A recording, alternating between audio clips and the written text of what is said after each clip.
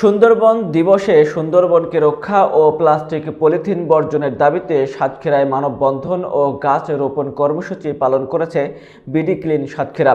বিস্তারিত থাকছে মোকাররম বিল্লাহ ইমনের প্রতিবেদনে। শুক্রবার সকাল 10টায় সাতক্ষীরা পৌরসভা চত্বরে এ মানববন্ধন অনুষ্ঠিত হয়। এতে সভাপতিত্ব করেন বিডি ক্লিনের জেলা সমন্বয়ক অর্পণ বসু।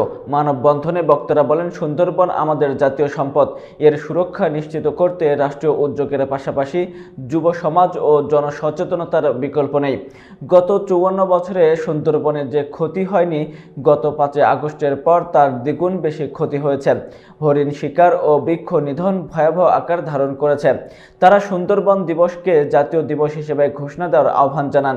পরে পৌরসভার সামনে প্রাণ সায়ের খালপাড়ে গাছ রোপণ করা হয়।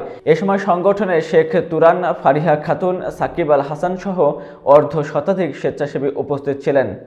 সুন্দরবন দিবস উপলক্ষে আজকের বিডি ক্লিন সাতক্ষীরা তারণ্য আজকের অন্যরকম একটা ভূমিকা পালন করেছে। সাতক্ষীরা জেলাতে সাতক্ষীরা প্রাণ ছেড়ে খালের পার্শ্ববর্তী এলাকাতে বিডি ক্লিন সাতক্ষীরা তারণ্য বৃক্ষরোপণ করেছে এবং ব্যানার ফেস্টুনের মাধ্যমে তারা মানুষকে সচেতন করার চেষ্টা করেছে যে আগামী দিনে যেহেতু সুন্দরবন আমাদের উপকূলীয় একটা অঞ্চল, আমরা সুন্দরবনকে বাঁচানোর দায়িত্ব আমাদের।